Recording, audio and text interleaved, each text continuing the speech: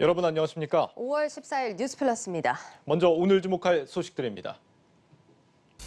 현대차그룹이 앞으로 5년간 8조 원을 투자해 미국 현지에서 전기차 생산에 나섭니다. 바이든 행정부의 정책 기조에 발을 맞추면서 세계 최대 자동차 시장인 미국을 잡기 위한 공격적인 포석으로 해석됩니다. 삼성 바이오로직스가 국내에서 모더나 백신을 위탁 생산하는 방안이 유력하게 검토되고 있는 것으로 전해졌습니다. 구체적인 협력 방안은 다음 주 열리는 한미 정상회담에서 주요 의제로 다뤄질 전망입니다. 몸값 5조 원의 이베이 코리아 인수전이 한창인 가운데 배달앱 2위인 요기요까지 매물로 나오면서 유통업계 M&A 판도가 요동치고 있습니다. 이른바 쩐의 전쟁이 시작됐지만 한편에서는 승자의 저주가 될 거란 우려도 나오고 있습니다. 정부와 여당이 보유세 개편과 대출 규제 완화에 대한 본격적인 검토에 나섰습니다. 하지만 매달 1% 넘게 오르고 있는 집값 상승세에 오히려 기름을 부을 수 있다는 우려도 제기됩니다. 첫 소식입니다. 현대차그룹이 미국 시장에 5년 동안 8조 원이 넘는 통 큰 투자를 결정했습니다. 미 바이든 행정부의 보호무역주의 정책 기조에 맞춰 발빠른 대응에 나선 겁니다. 북미 전기차 시장 선점에 유리한 고지를 점할 거란 기대가 커지고 있습니다. 송민아 기자입니다. 지난해 초 정의선 현대차그룹 회장은 100조 원이 넘는 대규모 투자 계획을 발표했습니다. 인간 중심의 스마트 이동 솔루션을 제공할 수 있는 새로운 기술 개발과 사업도 적극 추진해 나갈 계획입니다. 이러한 미래 성장을 위해서 그룹 총 투자를 연간 20조 원 규모로 크게 확대하고 향후 5년간 총 100조 원 이상을 투자할 계획입니다. 현대차그룹이 오늘 밝힌 북미 시장 투자는 모두 74억 달러, 우리 돈으로 8조 1,417억 원 규모로 지난해 밝힌 투자 계획 중 일부입니다. 업계에선 현대차그룹의 이번 투자 계획 발표는 북미 전기차 시장 선점을 위한 정 회장의 발빠른 행보라는 평가가 나옵니다. 정 회장은 지난달 17일 미국 깜짝 출장길에 오르면서 현지 투자에 관한 세부 사항을 조율하고 온 것으로 파악됐습니다.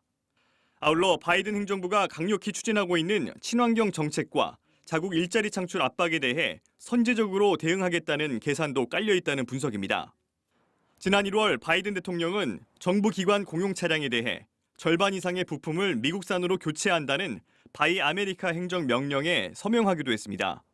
2차 전지나 반도체나 이런 핵심적인 부품들을 자국 내 생산을 해서 공급망을 강화하는 그런 정책들도 또 존재하고 전반적으로 미국 시장을 공략하는 데 있어서 현지 생산하는 부분이 상당히 유리한 부분들이 많아지는 형태가 되니까 미국 현지 부분을 좀 더 강화한다는 의도가.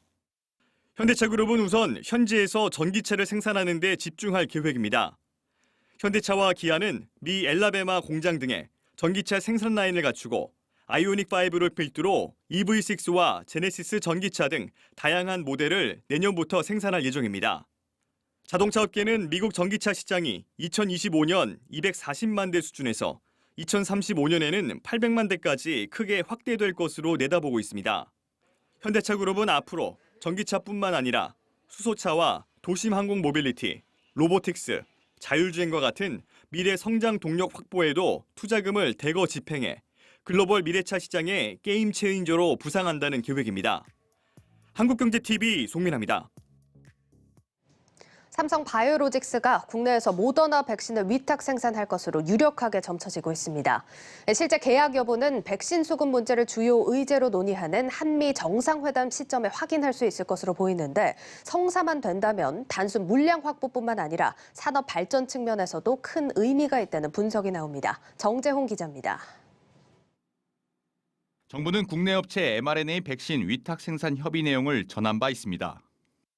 그리고 현재 mRNA 백신 국내 생산과 관련하여 국내 제약사와 협의가 진행 중에 있지만 상세한 사항은 구체적인 진행 사항은 기업과의 비밀 유지 협약에 따라서 말씀드릴 수 없는 점을. 현재 대량 생산 능력을 가진 삼성 바이오로직스가 모더나의 mRNA 백신을 8월부터 위탁 생산하는 것이 유력하게 점쳐집니다. 미국 노바백스 백신을 위탁 생산 중인 SK바이오사이언스의 안재용 대표와 함께 존림 삼성 바이오로직스 대표도 한미 정상회담 순방에 동행하는 기업인으로 참석할 것으로 알려지고 있습니다. 삼성 바이오로직스는 모더나 코로나 백신 위탁 생산과 관련해 확정된 바 없다며 추후 제공시하겠다는 입장입니다. 앞서 화이자 위탁 생산설에는 사실이 아니라고 강하게 부정한 것과 대비됩니다. 현재 국내에서 생산이 확정된 백신은 SK바이오사이언스의 바이러스 벡터 백신 아스트라제네카와 단백질 제조합 백신 노바백스 두 종류입니다. 여기에 모더나가 추가되면 우리나라는 mRNA 플랫폼까지 자체 생산하게 돼 백신 포트폴리오가 다양해집니다.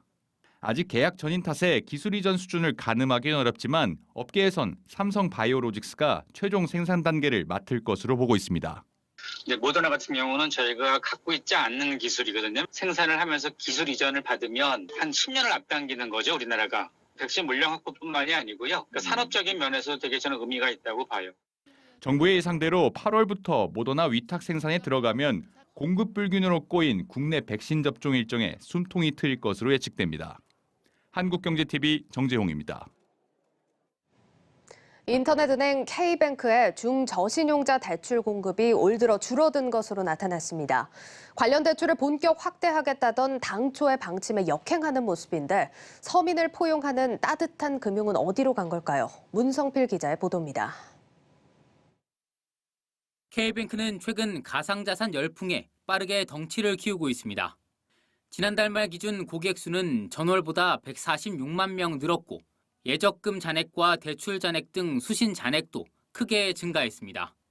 가상자산 거래소인 업비트와 손잡고 거래 계좌를 제공하면서 대규모 자금이 유입된 영향이 크게 작용했습니다.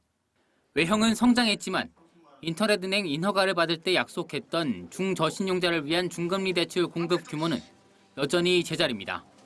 보통 6%에서 18% 사이 금리를 중금리로 보는데 3월 기준 K뱅크의 6% 이상 금리 대출 비중은 7.5%로 소폭이지만 오히려 지난해 말보다 줄었습니다.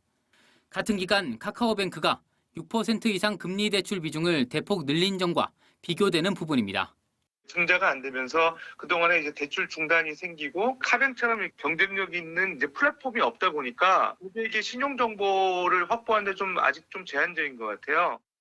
다시 말해 중저신용자 관련 정보가 부족하다 보니 선뜻 위험을 무릅쓰고 중금리 대출 공급을 늘리기 어려웠을 것이라는 분석입니다. K뱅크는 올해 안에 정책 중금리 상품인 사이돌 대출을 출시하는 등 중저신용자 대출 공급을 확대할 계획이라고 해명했습니다. 하지만 이는 서울보증보험이 원금을 전액 보증하기 때문에 중금리 대출 공급을 순수하게 민간 차원에서 늘렸다고 보긴 어렵습니다. 여기에 지난해 인터넷 은행들은 사이돌 대출 공급액 가운데 3분의 2가량을 3등급 이상 고신용자에게 공급해 비판을 받기도 했습니다. 4년 전 국내 최초 인터넷 은행으로 출범한 K뱅크.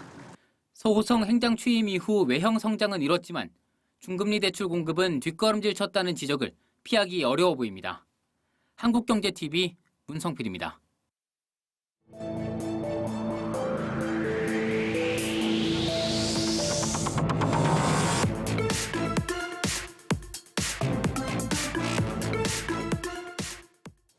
국내 유통가의 지각 변동을 가져올 이베이 코리아 인수전 본입찰이 연기됐습니다.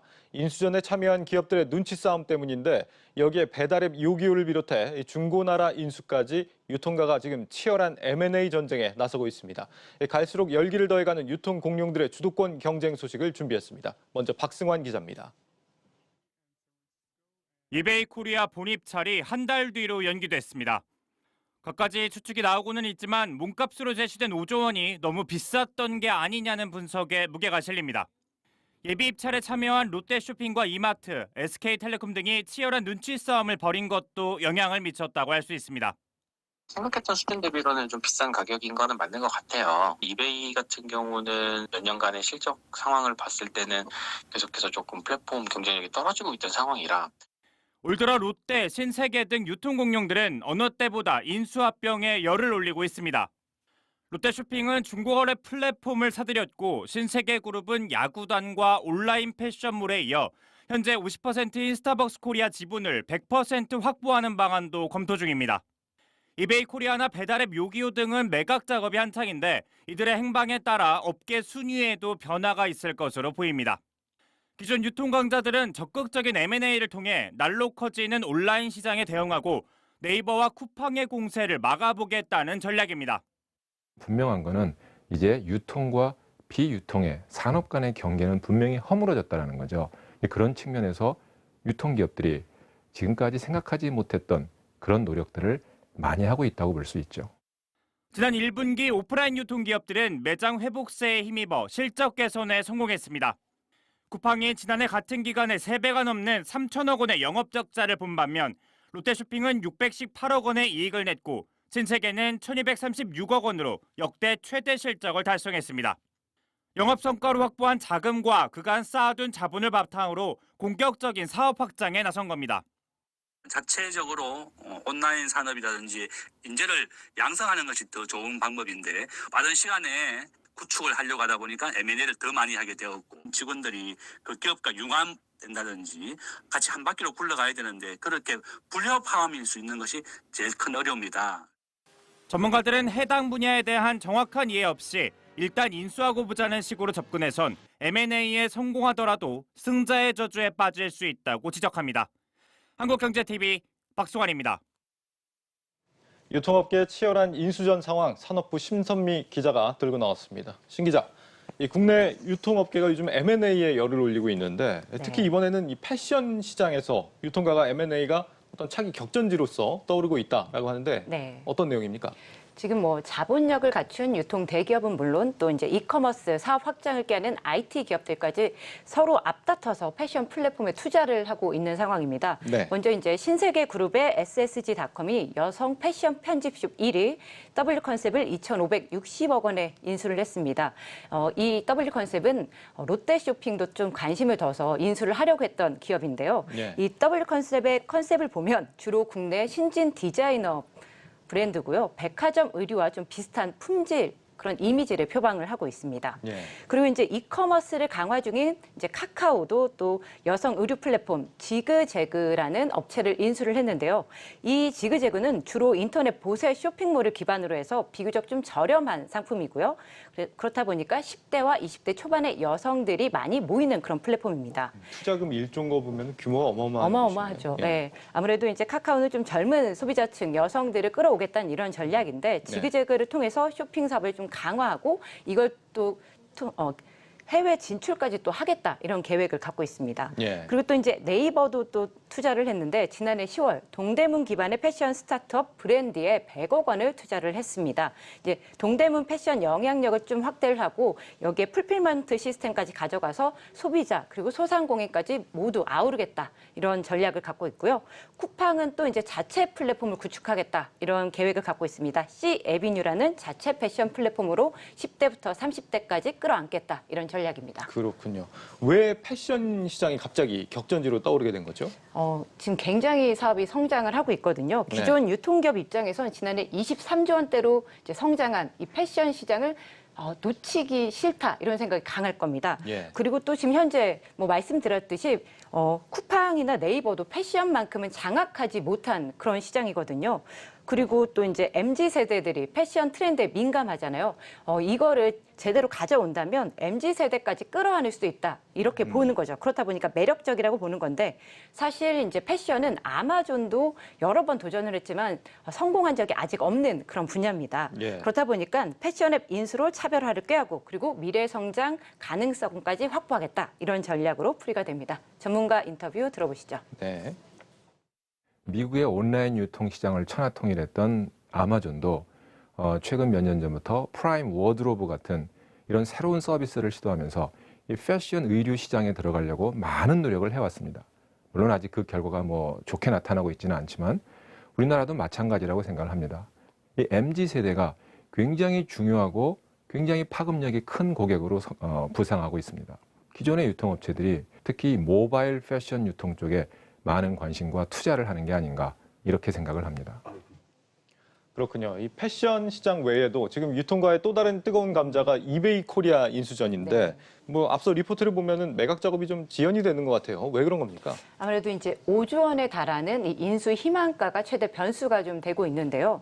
롯데쇼핑 그리고 신세계그룹 11번가를 갖고 있는 그 SK텔레콤까지 7, 8곳이 예비 입찰에 참여하면서 좀 흥행 분위기를 보였습니다. 그런데 현재는 이 몸값 5조 원을 갖고 양측에서 이제 이게 가격이 정말 적정한 건가 이런 이견이 좀 큰 상황인 거죠. 금액이 크다 보니까 입찰에 참여한 기업들은 당연히 이게 적정한 가격인지 좀 꼼꼼하게 따져보고 싶을 거고요. 그런데 이제 이들 기업이 요청한 자료를 이베이 측에서는 조금 안 내주고 있는 상황인 겁니다. 그러다 보니까 실사 작업에 차질이 생겼고 본 입찰 일정을 좀 연기해달라고 요청을 한 거죠. 그러다 보니까 이게 4달로 이제 연기가 좀 된 상황인데 이베이 측 입장도 어떻게 보면 또 좀 이해는 가긴 갑니다. 입찰에 떨어진 기업들이 향후 또 경쟁사가 될 수 있다는 점에서 핵심 정보를 내주기가 좀 꺼려지는 상황이라는 겁니다. 네, 그 외에도 지금 요기요도 인수를 한다고 하고 뭐 그야말로 격변의 이커머스다라고 할 수 있겠는데 유통가만 유독 이렇게 M&A에 열을 올리고 있는 그런 이유를 뭐라고 봐야 될까요? 단기간에 규모를 키우려면 당연히 좀 괜찮은 플랫폼을 흡수를 하는 게 가장 효율적이다. 이렇게 판단을 좀 한 걸로 보입니다. 사실 이제 지난해에 이어 코로나19 후폭풍이 계속 이어지면서 유통시장 환경이 굉장히 급변하지 않았습니까? 그렇죠. 그렇다 보니까 온라인 유통 그 판매 비중이 2017년 21%에서 지난해 34%로 급증했습니다. 문제는 이 같은 변화를 유통 그 공룡, 기존 유통 공룡이 아닌 쿠팡이나 네이버 같은 그 IT 기반의 뉴 플레이어들이 주도하고 있다는 점이죠. 지난해 기준 온라인 거래가 순 결제 금액 기준으로 보면 네이버가 시장 점유율 17%로 1위, 그리고 쿠팡이 14%로 2위입니다. 이제 미국의 경우 아마존이 좀 압도적인 점유율을 갖고 있잖아요. 그렇게 시장 점유율을 확보한 기업이 지금 현재 한국에서는 없는 상황이거든요. 그렇다 보니까 이제 네이버나 쿠팡 등 이 선두 주자들도 점유율이 10%대 이렇게 머물러 있는 지금 M&A를 통해서 규모의 경제를 실현하고 반격의 기회를 가져가겠다. 이렇게 전략을 삼고 있는 겁니다. 그렇군요. 유통업계가 거의 뭐 지금 레드 오션인 것 같은데 지금 유통과의 어떤 경쟁 구도가 지금 어떤 상황입니까? 사실 너무 급격하게 변해서 네이버, 카카오를 도대체 어떤 기업으로 봐야 할지 저도 헷갈리고 아마 시장도 조금 혼선이 온 것 같아요. 그래서 이제 이들이 사업 영역이 굉장히 확장이 됐거든요. 그렇다 보니까 기존의 분류 방식으로는 지금의 업태를 어떻게 구분을 지어야 할까? 이렇게 지금 혼란이 되고 있는 겁니다.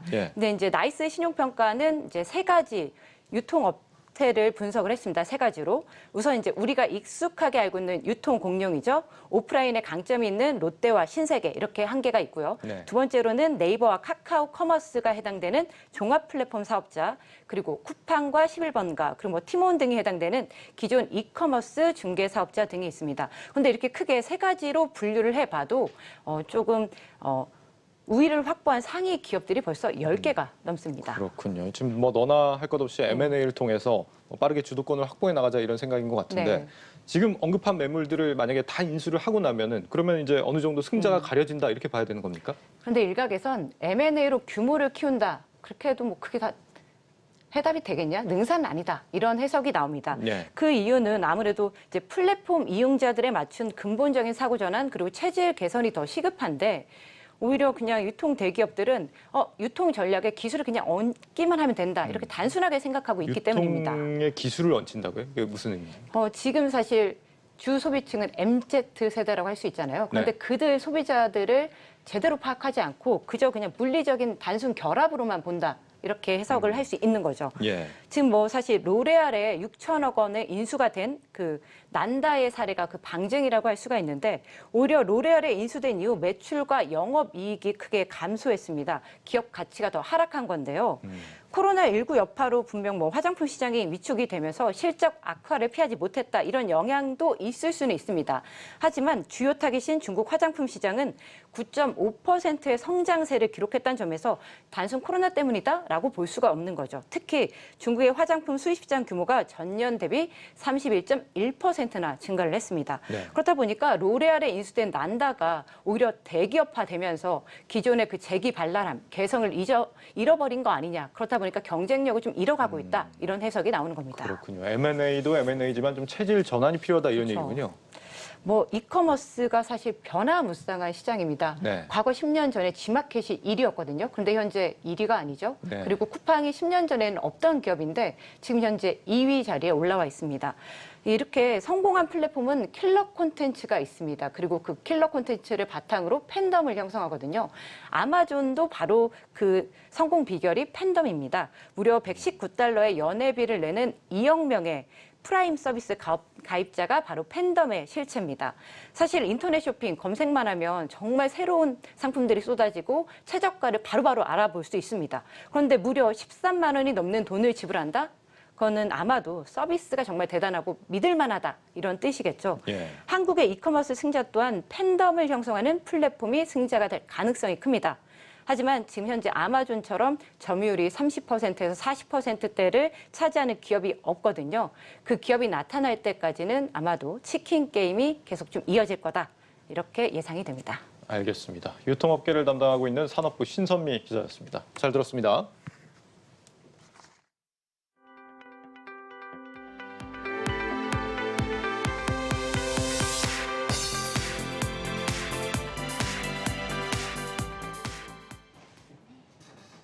정부와 여당이 무주택자와 1주택자에 대한 부동산 규제 완화를 검토하고 있습니다. 전문가들은 4년 동안 끌어온 규제 일변도의 정책을 되돌리면서 가뜩이나 다시 들썩이기 시작한 집값을 더 자극할 수 있다며 우려하는 모습입니다. 전효성 기자가 보도합니다. 정부와 여당이 고심 중인 카드는 종합부동산세 완화와 대출 규제 완화입니다.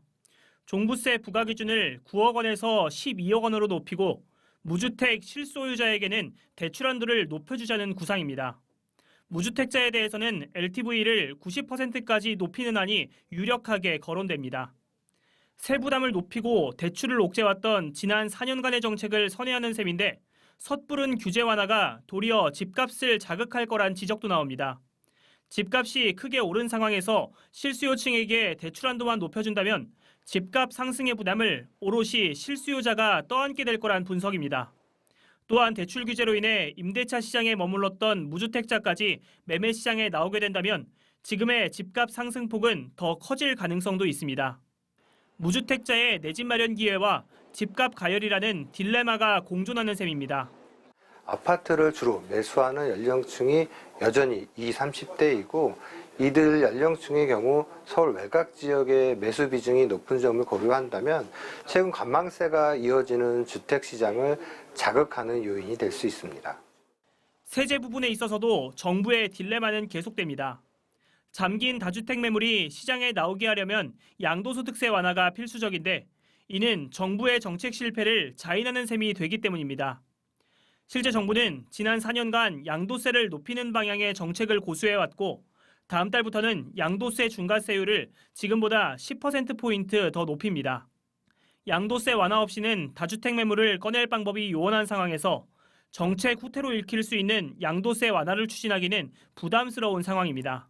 재고주택들이 시장에 진입이 되어서 부동산 시장 안정에 많은 도움이 될 것 같습니다. 콘크리트 지지층의 반발들을 어느 정도 예상할 수 있기 때문에 양도소득세를 완화하기란 쉽지 않을 것으로 이렇게 예상이 됩니다. 부동산 규제 완화를 바라는 요구가 커지고 있는 가운데 정부가 기존 정책과의 딜레마를 어떻게 풀어갈지 시장의 관심이 모이고 있습니다. 한국경제TV 전유성입니다. 4차 산업혁명 시대의 쌀이라 불리는 데이터.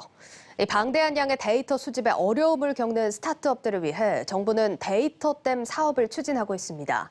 공짜로 빅데이터를 활용할 수 있게 한다는 취지인데 정작 데이터를 필요로 하는 스타트업들은 이를 활용하기 어렵다고 지적합니다. 양현주 기자입니다. 지난해부터 공공데이터를 활용해 비즈니스 모델 개발을 시도해온 스타트업 대표 함동수 씨. 황 씨는 올해 초 정부의 데이터댐 대신 자체적으로 데이터를 수집하기로 결정했습니다. 공공 데이터를 통해 유의미한 사업 모델을 발굴하기 어렵다고 판단했기 때문입니다. 공공 데이터 업데이트가 느리고 불규칙해 안정적으로 사업을 꾸려가기엔 어려움이 많기 때문입니다. 스타트업들 입장에서는 그 데이터, 공공 데이터 같이 이런 비정형 데이터를 받을 때 그 꾸준하게 이거를 수여를 받아야 되거든요. 이거를 이제 지자체나 이런 정부에서 주기 전까지 받을 수 없다라고 하면 스타트업 입장에서 사실 손 놓고 있을 수도 없고. 데이터 질에 대한 불만도 나옵니다. 일상생활에서 사용되는 언어를 데이터화한 자연어 데이터는 보통 상담 채널이나 카카오톡 대화 내용 등을 동의받은 후 수집됩니다. 그런데 공공데이터 사이트 AI 허브에서 제공하는 자연어 데이터는 실제 대화 내용이 아닌 인위적으로 연출된 내용이었습니다. 배우를 고용하고 특정 상황을 가정해 만들어진 건데 이 경우 진짜 대화에 비해 데이터 질이 떨어질 수밖에 없다는 게 스타트업들의 입장입니다. 실제 데이터를 갖고 오게 되면 저희가 약어도 쓰고 뭐 야민정음 뭐 이런 걸로 불리우는 되게 밈에 가까운 것들이 실제적으로 들어오게 되는데 또한 시나리오로 가공된 데이터를 수집하게 되면 데이터 양이 부족할 수밖에 없다고도 지적합니다.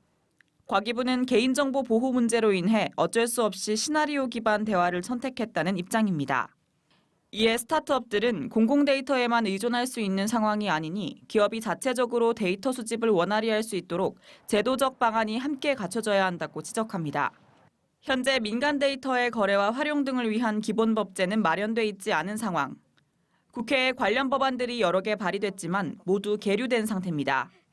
데이터 3법이 통과된 후 4차 산업의 물꼬는 텄지만 이를 활용할 수 있는 방안은 부족한 실정입니다. 한국경제TV 양현주입니다.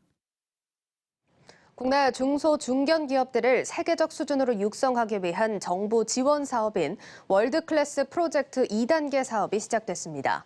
산업통상자원부는 오늘 오전 서울 용산 드래곤시티 호텔에서 월드클래스 기업이 나아가야 할 미래상으로 알짜 기업, 중추 기업, 모범 기업을 제시하며 올해 새로 월드클래스 기업으로 선정된 19곳과 월드클래스 시즌2 출범식을 열었습니다.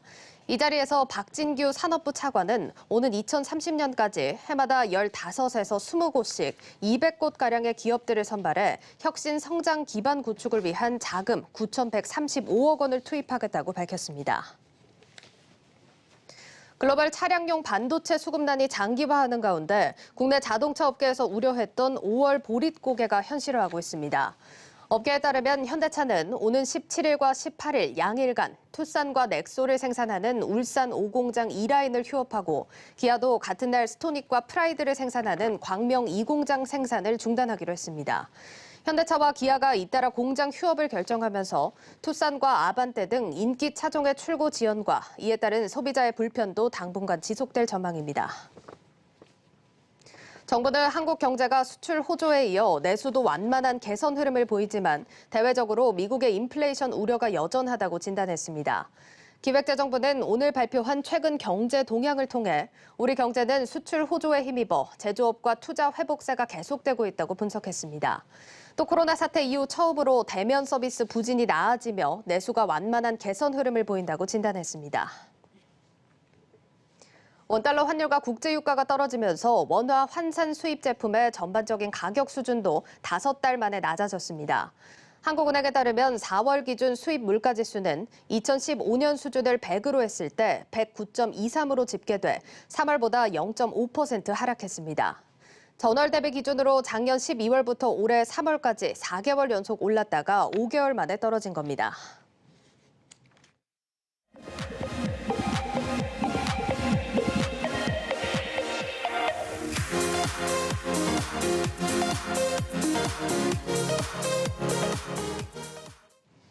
다음 주 주요 증시 일정 살펴보는 증시 전망대 시간입니다.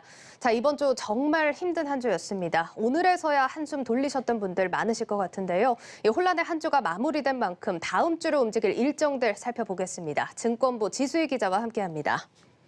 자, 지 기자, 참 이번 주 월요일에 코스피 지수가 또 최고치를 경신했었는데 그게 기억도 안 날 만큼 혼란스러웠던 한 주였습니다. 네, 어떻게 맞습니다. 보셨어요? 아무래도 뭐 공매도 영향도 있었고요. 또 인플레 우려 때문에 많이들 좀 상심하신 분들 계셨을 텐데요. 그래도 이게 사실 예상됐던 또 하락이기도 하잖아요. 그래서 좀 유연한 마음을 가지시면 좋지 않을까 생각하고 있습니다. 예, 그렇습니다. 참 마음고생하신 분들 많으실 것 같은데 이번 주 또 일정 또 다음 주 일정 자세하게 살펴보겠습니다. 자, 일단 이번 주는 인플레이션 우려가 또 전 세계 시장을 또 덮친 한 주라고 평가를 해볼 수가 있을 것 같은데 뭐 단기적 현상이다 이런 분석들이 나오지만 당분간은 이 영향이 이어지겠죠?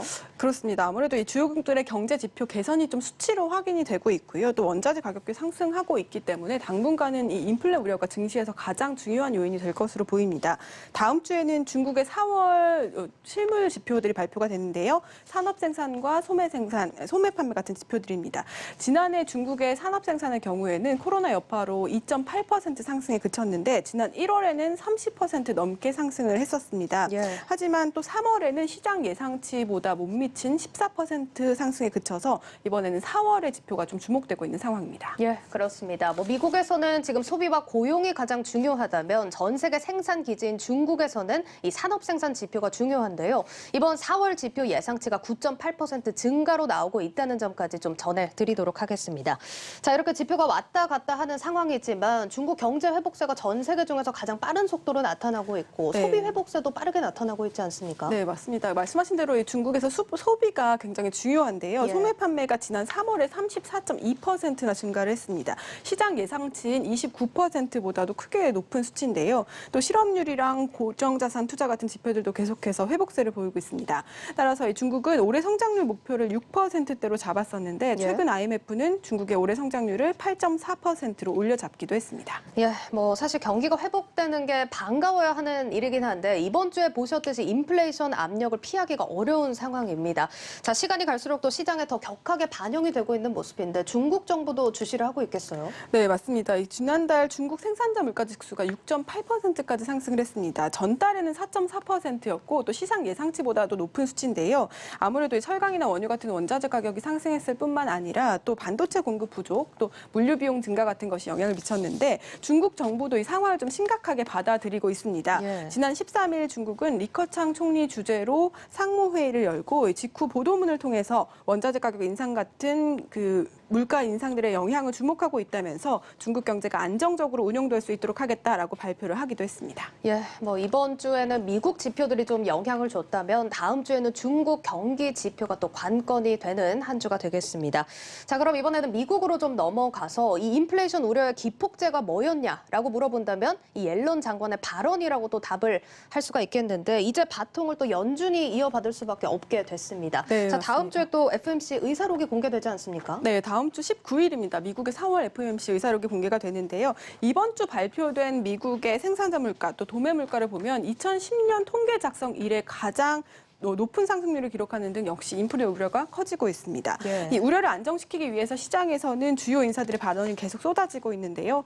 대부분 물가 상승 압력이 일시적이다, 또 정책 방향을 선회할 필요는 없다라는 메시지가 나오면서 다시 시장이 안정을 찾는 모습이었습니다. 또 일부에서는 경기 부양책의 효과가 점점 둔화되면서 소비도 점차 둔화될 조짐을 보이고 있다는 전망도 있어서 4월에 FOMC 의사록에서 경기에 대한 판단과 또 통화정책 스탠스를 확인해 볼 필요가 있겠습니다. 예, 미국에서 일시적이다 이런 평가들이 계속 나오고 있는 모습이지만 시장에서는 또 워낙 예민하게 반응을 하는 만큼 이번 입장 발표 계속해서 지켜보셔야겠습니다. 자, 그럼 우리나라 중앙은행에서는 어떤 입장입니까? 한국은행도 계속해서 똑같은 메시지를 내놓고 있기는 합니다. 아직 금리 인상을 논의할 때는 아니다. 또 고용이 회복되지 않았기 때문에 정책 노선을 변경하지는 않아도 된다라는 입장인데요. 하지만 한국은행은 대체로 이 외국인 투자 자금 유출을 막기 위해서 미 연준보다는 금리 인상이나 테이퍼링 과정에서 한 발짝 먼저 움직여 왔습니다. 특히 지난 4월 금통위 의사록에서는 1분기 금융권 가계 대출이 큰 폭으로 증가했다. 또 금융 불균형이 우려된다. 정책 차원의 고려가 필요하다라는 의견이 나왔습니다. 최근 나온 의사록 가운데 금리 인상에 대한 가장 강한 시그널이라고 할 수 있기 때문에 당분간 금리 인상 시기를 두고 증시가 변동성을 키울 수 있을 것으로 보입니다. 예, 일단 각국에서는 인플레이션 우려 일시적이라는 평가들이 나오고 있다는 점 기억을 하셔야 할 것 같고요. 자, 각국 통화 정책에 대한 이야기는 또 여기서 정리를 해보도록 하겠습니다. 자, 그리고 다음 이슈 반도체를 또 짚어봐야 할 것 같습니다. 자, 다음 주에 미국 주도의 반도체 회의가 다시 한번 열리는데 삼성전자도 역시나 다시 초대가 됐습니다. 네. 이번 회의에서는 좀 결단을 기대해 볼 수 있을까요? 네, 사실 지난달 12일에 1차 회의가 열렸었는데 한 달 만에 다시 관련 기업들이 소집이 되는 겁니다. 예. 인텔이나 삼성전자 또 TSMC 같은 반도체 회사뿐만 아니라 GM이나 구글 또 아마존, 포드 같은 기업들이 포함이 됐습니다. 1차 회의에서 이미 미국이 대놓고 자국 내 투자를 좀 확장해주기를 원했기 때문에 삼성도 어디에 얼마나 투자할지를 좀 저울질을 하고 있었는데요. 이번에는 좀 발표를 하지 않을까 예상하고 있습니다. 이 회의가 20일에 진행될 것으로 보이는데요. 그 다음 날인 21일에 문 대통령과 바이든 대통령의 한미 정상회담이 있기 때문에 이 시기에 맞춰서 삼성이 뭔가 깜짝 발표를 하지 않을까 시장이 예상을 하고 있습니다. 예, 그렇습니다. 자, 다음 주에 이렇게 보셨다시피 굵직한 일정들이 많이 많습니다. 당장 월요일 중국의 경제 지표부터 FMC 의사로 또 반도체 회의와 한미 정상회담까지 주시를 하시는 한 주가 돼야 할 것 같습니다. 자, 증권부 지수희 기자와 함께했습니다. 고맙습니다.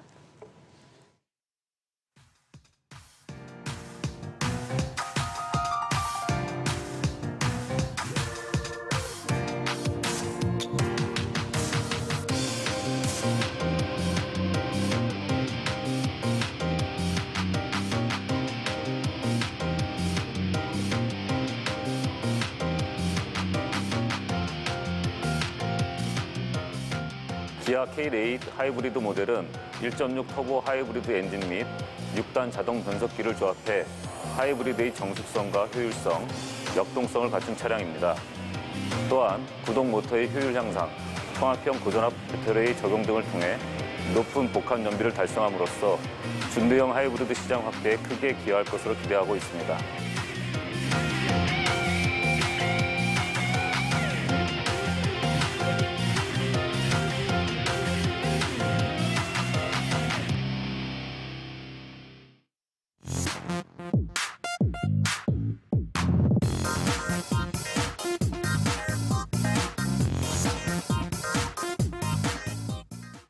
네, 한 주 동안 눈여겨볼 만한 CEO 소식들을 짚어보는 CEO 톡톡 시간입니다. 김보미 기자 나와 있습니다. 김 기자, 오늘은 어떤 CEO 소식 준비했습니까? 네, 첫 번째 소식은요. 사진으로 힌트를 준비했습니다. 한번 보시죠.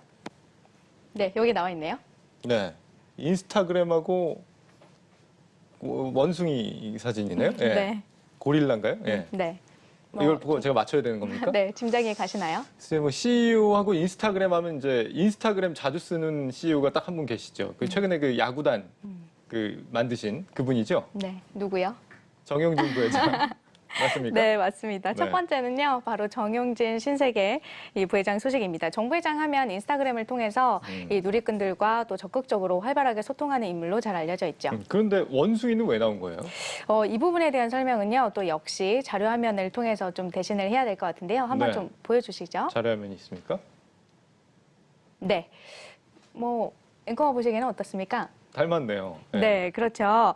이 왼쪽에 있는 제이릴라라는 캐릭터는요, 정 부회장과 닮은 꼴로 잘 알려져 있는 신세계 푸드 캐릭터 제이릴라입니다. 누리꾼들 사이에서는 이 제이릴라가 정 부회장의 부캐, 그러니까 부 캐릭터라고도 불리고 있는 상황입니다. 저는 김 기자가 정용진 부회장을 원숭이 닮았다고 하는 줄 알고 네. 깜짝 놀랐는데 아, 다행히 제가? 예, 본인도 스스로도 이미 그럴 상황을 좀 즐기고 있는 상황인 모양입니다. 네. 그런데 이 정 부회장이 요즘 뭐 무슨 소식이 있습니까?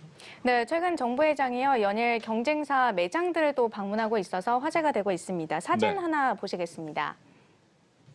네, 인스타그램 정용진 부회장의 인스타그램에 올라온 사진인데요. 현대백화점 판교점을 배경으로 찍은 셀카입니다. 여기는요, 코로나19 장기화로 좀 이렇게 부진한 환경에도 불구하고 지난해 매출 1조 원을 달성한 곳인데요. 경쟁사 동향이나 또 트렌드를 파악하기 위해서 정 부회장이 직접 이곳을 방문했던 걸로 보입니다. 적진에 가서 대놓고 셀카를 찍은 거네요. 네. 예, 정 부회장의 이런 모습은 이번이 처음이 아니라면서요?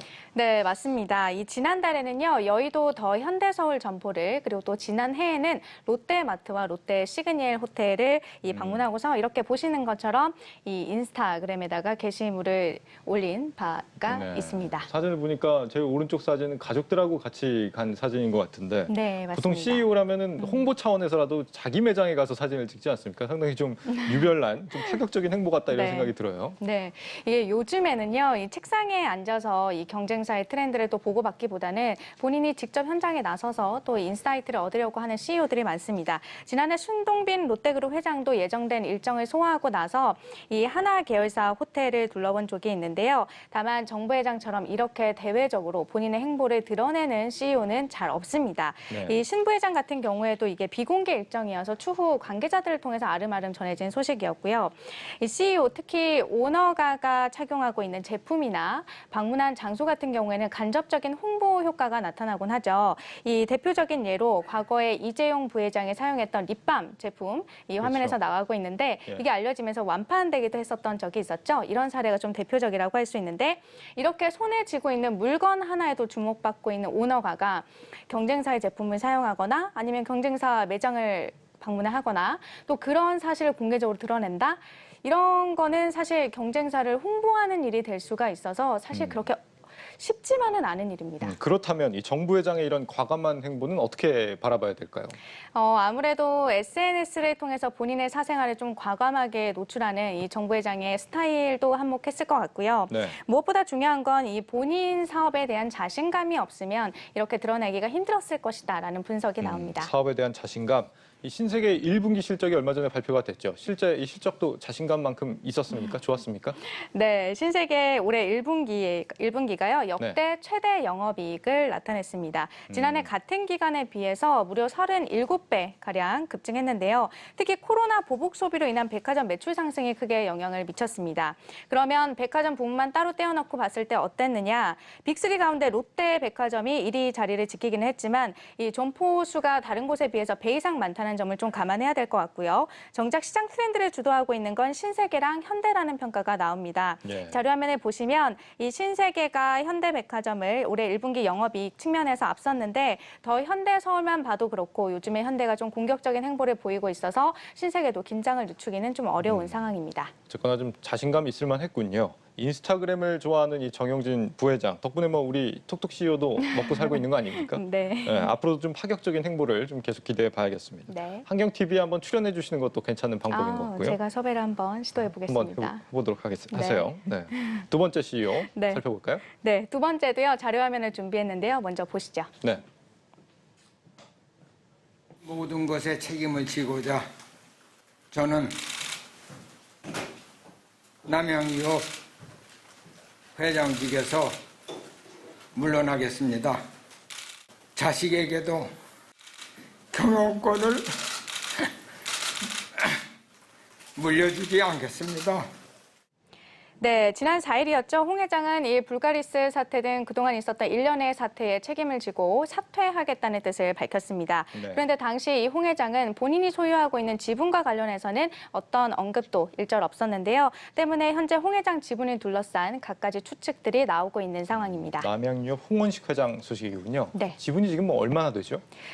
지난해 말 사업보고서 기준으로 봤을 때 홍 회장 지분율은 51.68%입니다. 여기에 부인, 동생, 손자 등의 지분까지 합치면 보시는 것처럼 53.08%입니다. 절반이 넘네요. 이 회장직을 내려놓겠다고는 했지만 뭐 여전히 이 사실상 최고 경영자인 셈입니다. 네, 그렇습니다. 그래서 이 홍 회장의 지분 처분 계획에 대해서 갖가지 추측이 나오고 있는 것도 이런 이유 때문인데요. 네. 이 지분을 아예 처분을 할지 아니면 일부를 매각할지 자식들에게 물려줄지 아니면 본인이 그대로 가져갈지 이 등등의 관심이 쏠리고 있습니다. 현재 남양유업은 비상대책위원회를 구성하고 경영 쇄신안 마련과 함께 이 대주주에게 소유 경영 분리를 요청할 계획인데요. 지금 진행 상황으로 봐서는 꽤 시일이 걸릴 것으로 보입니다. 경영은 뭐 많이들 전문 경영인들을 쓰고 하는데 뭐 소유를 놓기는 좀 어려울 것 같아요. 본인의 회사인데. 네. 소유와 경영의 분리, 여기에 대해서 어떤 안들이 지금 나오고 있습니까? 일단은요, 이 홍 회장 지분은 그대로 두고 오너 일가를 견제할 수 있는 이사회를 구성하는 안이 거론이 되고 있습니다. 네. 이사회는 기업의 주요 의사 결정을 담당하는 곳이죠. 그동안 남양유업의 이사회는요, 이게 보시면 절반, 홍원식 회장 또 지송죽 여사, 홍진석 상무 이렇게 절반 이상이 이 홍 회장 일가 가족으로 이루어져 있습니다. 이 구조를 풀무원이나 교촌 F&B처럼 바꿀 수 있다라는 전망이 나오는데요. 다음 자료화면을 좀 보시면 네. 풀무원의 지배 구조입니다. 남승우 이 회장이 51.84%로 50% 이상 절반을 보유하고 있는데 이사회를 보시면 총 11명입니다. 그런데 오너 일가 중에서 최대 주주는 1명뿐이고요. 교촌 F&B 같은 경우에도 이 권원강 전 회장이 회사 지분을 73% 이상 갖고 있지만 이사회를 보시면 이 대표이사, CFO, 회계사, 이 사회이사 2명으로 해서 오너 일가가 단 1명도 없는 구조를 갖고 있습니다. 그렇군요. 견제 시스템을 마련한다는 점에서 좀 긍정적으로 볼 수는 있겠는데 이 정도로 이제 소비자들의 어떤 공분이 좀 사그라들지는 잘 모르겠습니다. 네, 말씀하신 것처럼 이 홍 회장의 공개 사과에도 불구하고 주주나 또 소비자들의 반응은 싸늘하기만 했죠. 때문에 물론 진행 상황은 또 지켜봐야겠지만 홍 회장의 전체는 아니더라도 본인이 소유하고 있는 지분의 어느 일정 부분은 또 매각할 수 있을 것이란 전망도 나오고 있습니다. 네. 또 자식들에게 주식을 넘겨주는 안 역시 여론을 감안했을 때 홍 회장이 쉽게 선택할 수는 없는 선택지라는 분석도 있습니다. 네, 요즘 뭐 불가리스 건 때문에 이 남양유업 세종공장에서 좀 영업 정지를 당했죠, 그쪽이. 네. 그래서 낙농가까지 또 연달아서 피해를 보고 있다 이런 얘기가 들리더라고요. 앞으로 어떻게 이 당면한 문제들 풀어가는지 김 기자가 계속 주시해주기 바랍니다. 네. 네, CEO 톡톡 김보미 기자였습니다. 고생했습니다.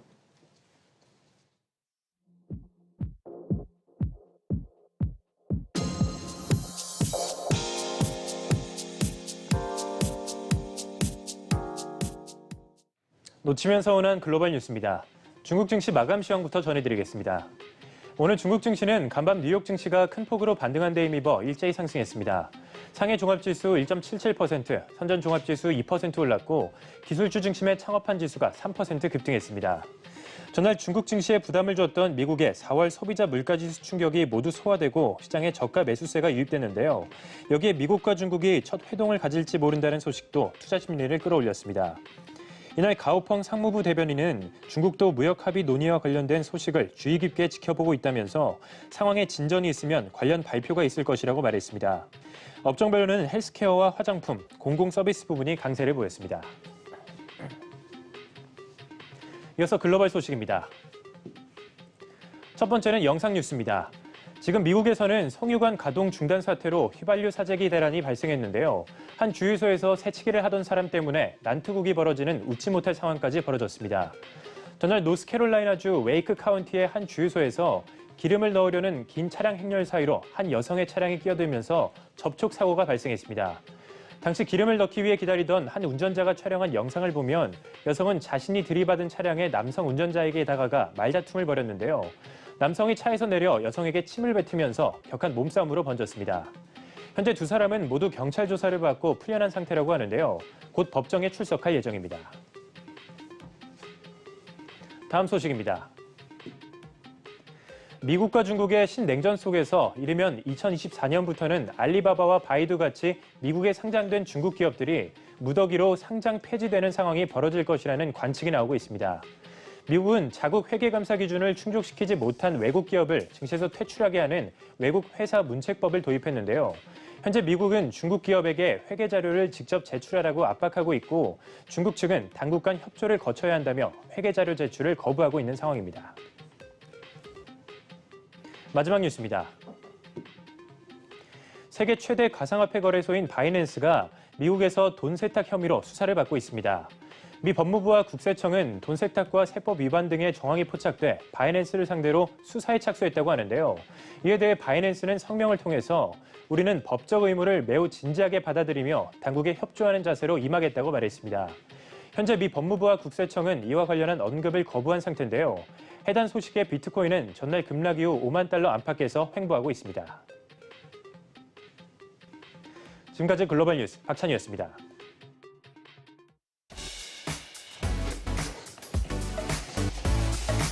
주요 일정 전해드립니다. 먼저 다음 주 월요일 국내에서는 현대차와 기아가 반도체 수급 문제로 인해 일부 공장 가동을 재차 중단합니다. 또 서울시에서는 이날부터 5주간 콜센터와 물류센터를 대상으로 자가검사 키트 시범 사업을 시작하고 글로벌 일정으로는 오는 주말 미국에서 소매 판매와 산업 생산, 수출입 물가 지표가 발표됩니다. 또 다음 주 월요일 중국에서는 4월 소매 판매와 산업 생산 지표 발표가 있다는 점까지 전해드리겠습니다. 오는 27일부터 네이버와 카카오로 예약해서 코로나 백신 당일 현장 접종을 받을 수 있게 된다고 하죠. 예, 그렇습니다. 일단 이날부터 65세 이상 고령층 접종이 시작이 되는데요. 이 예약 취소가 발생해서 생긴 이른바 노쇼 백신의 경우 포털 사이트에서 예약을 하면 맞을 수 있게 됩니다. 자, 어렵게 구한 백신입니다. 효율적으로 쓰였으면 좋겠네요. 네, 이 백신 개발사들은 접종 속도가 빠른 나라일수록 더 조기에 백신을 공급하는 경향이 있다고 합니다. 민관이 손을 잡고 이런 예약 시스템을 마련한 것도 그 때문으로 보입니다. 고령이나 기저질환인 고위험층이 백신을 다 맞으면 다가오는 추석 무렵에는 마스크를 벗고 가족을 만나러 갈 수도 있을 것 같습니다. 예, 이제 필요한 건 정말 성숙한 시민의 자세뿐이라는 생각이 듭니다. 적극적이고 자발적인 참여를 기대하면서 오늘의 뉴스 플러스 마치겠습니다. 평온한 주말 보내십시오. 고맙습니다.